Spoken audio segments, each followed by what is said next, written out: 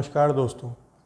दुनिया में international relations में बहुत बड़ा महत्व होता है कि आप किस तरीके से अपना नैरेटिव पुश करते हैं, आप अपने तरफ की कहानी को किस तरीके से विश्व पटल पर रखते हैं। इस खेल में सबसे आगे होते हैं कम्युनिस्ट देश। जैसे सोवियत रूस के समय पे उनका पूरा गेम ही प्रोपेगेंडा पे चलता था। आज के समय में वही चीज़ चाइना कर रहा है। इंडिया इसमें बहुत पीछे जाता जा रहा है। जैसे जब बालाकोट स्ट्राइक हुई थी, दुनिया को पता था कि इंडिया ने उनका F-16 मार के गिरा दिया है पाकिस्तान का, लेकिन इंडिया उतना कंक्लूसिवली उतना शोर नहीं मचा पाया। अमेरिका को पता है कि इंडिया जो बोल रहा है सच बोल रहा है, इंग्लैंड को पता है कि इंडिया जो बोल रहा है सच बोल रहा है, इजराइल को पता है इंडिया जो बोल रहा है सच बोल रहा है। लेकिन जिस तरीके से पाकिस्तान ने शोर मचाया, उसकी भी एक क्वालिटी है, उसकी भी एक महत्वता है। इसी तरीके से चाइना, इनके जितने फेल्ड प्रोजेक्ट्स होते हैं, आपको पता होगा कि इंडोनेशिया की कई सैटेलाइट्स ये चाइना लॉन्च करने वाला था, फेल हो गया। उनका सारा पैसा डुबा दिया इसने इंडोनेशिया की। लेकिन विश्व पटल पर ये चीज़ किसी को पता नहीं चलती है। अगर इस चीज़ को आप बार बार हल्ला मचा करके आप बताओगे विश्व पटल पर, तो सॉफ्ट पावर जो चाइना की है और जो उसने एक रुतबा बना रखा है कि हम सुपर पावर होने वाले हैं, ये है वो है दुनिया भर का, इसको एक चोट पहुँचेगी। तो इसको कैसे इंडिया बूस्ट कर सकता है? इसमें एक भारत के हेल्प के तौर पर जो देश सबसे ज़्यादा सामने आ रहा है वो है इज़राइल। इज़राइल की और चाइना की आपस में ठनी भी हुई है, जबकि इज़राइल और चाइना का जो ट्रेड है वो बहुत ज़्यादा है, 18 बिलियन डॉलर्स के आसपास का है। और इंडिया और इज़राइल का जो ट्रेड है वो मुश्किल से मुझको लगता है 7-8 बिलियन डॉलर्स का होगा, क्योंकि इंडिया जो हथियार भी खरीदता है इज़राइल से वो बहुत ही बेसिक लेवल के हथियार होते हैं।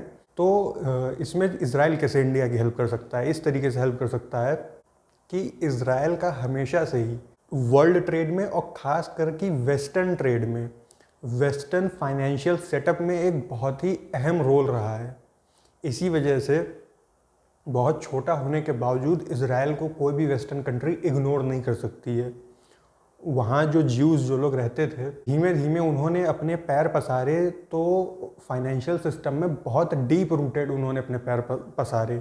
इसी वजह से हिटलर इनसे नफ़रत करता था, क्योंकि हिटलर जो है अपने यहाँ से फाइनेंशियल सेटअप जो था जर्मनी में, वो यूएसए का और यूके का, इनका सबका स्थापित कर दिया गया था। उसकी वजह से क्या होता था कि हिटलर को जब भी वो कोशिश करता था कि ये स्थापित फाइनेंशियल सेटअप जो है इसके बाहर वो ला सके अपनी इकोनॉमी को, क्योंकि बहुत कर्जे में डूब गया था जर्मनी, उतनी बार उसको जो बैंकिंग सिस्टम था दुनिया का, हिटलर के हर प्रयास को विफल कर देता था। इसलिए उसको ज्यूस से नफरत सी हो गई थी।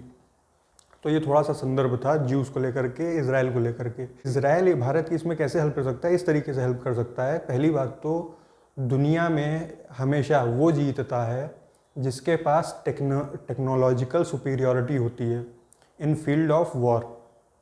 इसका सर्वश्रेष्ठ उदाहरण है चंगेज़ खान का। चंगेज़ खान जब पैदा हुआ था तो वो, उसके पास दुनिया की सब सुख सुविधा थी, लेकिन क्योंकि उसने अपनी डिफेंसेस को उतनी प्रायोरिटी नहीं दी।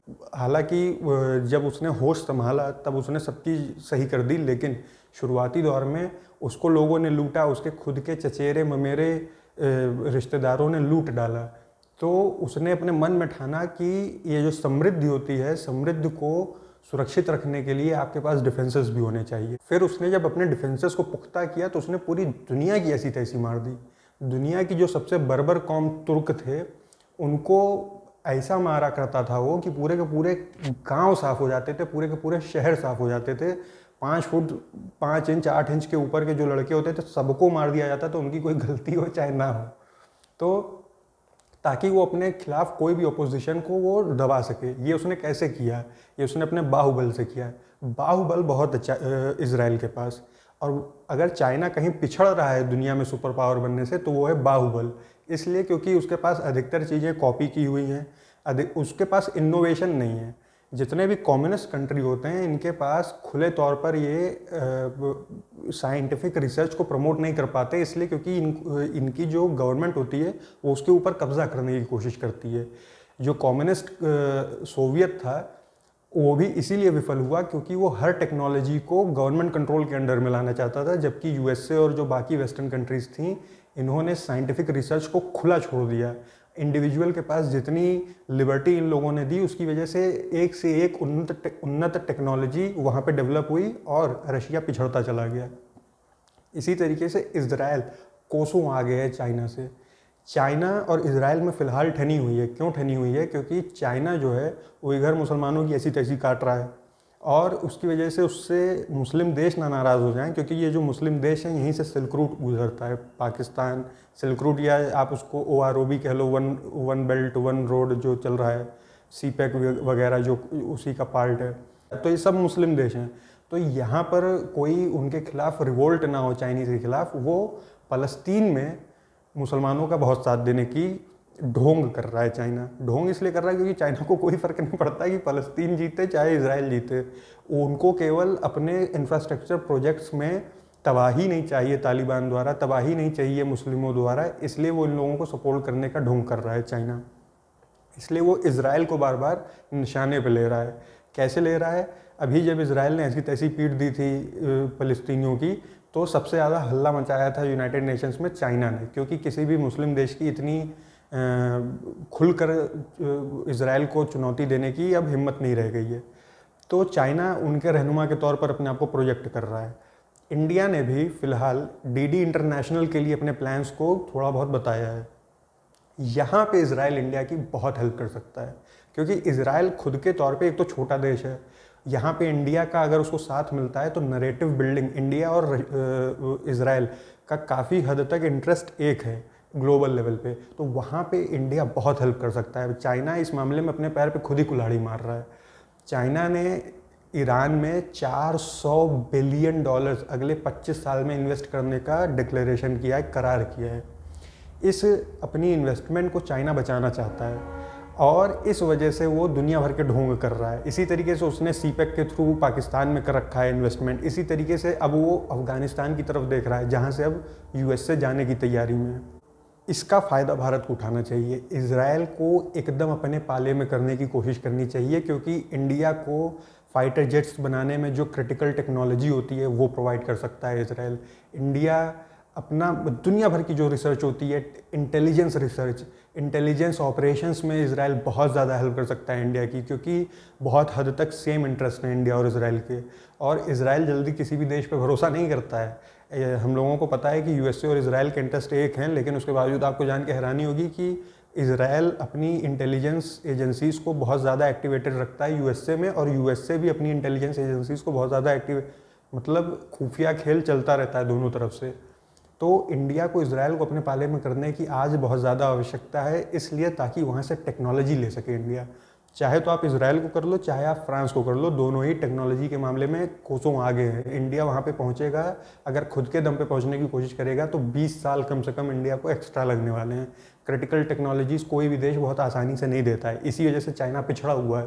क्रिटिकल टेक्नोलॉजीज़ रशिया के पास भी हैं, लेकिन एक और चीज़ आपको बता दें कि रशिया की तरफ एक बार अटैक कर दिया था चाइना ने माओ जेडोंग के ज़माने में। रशिया भी चाइना से थोड़ा बच करके रहता है, लेकिन रशिया जो अपने हवाई जहाज़ देता है, जैसे सुखोई उसने दे दिया, सुखोई 35 दे दिया या सुखोई 30 दे दिया, तो उसको हमेशा ये डर लगा रहता है कि ये चाइना इसका डुप्लीकेट बना लेगा अपने यहाँ। अभी S-400 दिया था, जो डिफेंस सिस्टम है मिसाइल अटैक्स के खिलाफ, एयरक्राफ्ट अटैक्स के खिलाफ, उसका कॉपी बना डाला चाइना ने। तो चाइना से कोई भी खुश नहीं है। इस चीज़ को भुनाना चाहिए भारत को, हाथ पे हाथ धर के बैठे नहीं रहना चाहिए। पाकिस्तान तो आपके पाले में नहीं आने वाला है, वो हमेशा आपकी तरफ वो मतलब वो गुब्बारे में भी बम लगा करके अगर उसको भेजना होगा भारत में, क्योंकि उनके पास आर्थिक स्थिति तो उतनी मजबूत रही नहीं, तो वो भी करने को तैयार है। वो घास खा करके, वो नंगा हो करके वो देश आपके पीछे पड़ा है, उसको कोई फ़र्क नहीं पड़ता है कि वो कैसा दिखता है पूरी दुनिया के सामने। तो ऐसी कंडीशन में इंडिया को भी खुले तौर पे इजराइल का सपोर्ट करना चाहिए, जिस तरीके से फ्रांस एकदम खुल करके इंडिया का सपोर्ट कर रहा है। क्यों? क्या इंडिया को के ऊपर फिदा हो गया है फ्रांस? नहीं, फ्रांस का ट्रेड फंसा हुआ है इंडिया में। फ्रांस चाहता है कि इंडिया और रफेल खरीदे, फ्रांस चाहता है कि इंडिया अपने डिफेंस के लिए फ्रांस के ऊपर डिपेंडेंट हो जाए। यहाँ पे भी एक खेल करता है फ्रांस। फ्रांस क्या हर कंट्री करती है, जब वो कंट्री देखती है कि इंडिया किसी क्रिटिकल टेक्नोलॉजी को अचीव करने वाली होती है, जैसे क्रायोजेनिक इंजन्स या क्रायोजेनिक रॉकेट टेक्नोलॉजी जो थी, तो वो क्या करते हैं, वो अपनी टेक्नोलॉजी को सस्ते दाम पर फ्री में देने को तैयार हो जाते हैं ताकि इंडिया खुद डेवलपमेंट ना कर पाए उस क्रिटिकल टेक्नोलॉजी की। इसलिए इंडिया को इजराइल को अपने पाले में करने की बहुत ही ज़्यादा आवश्यकता है। धन्यवाद।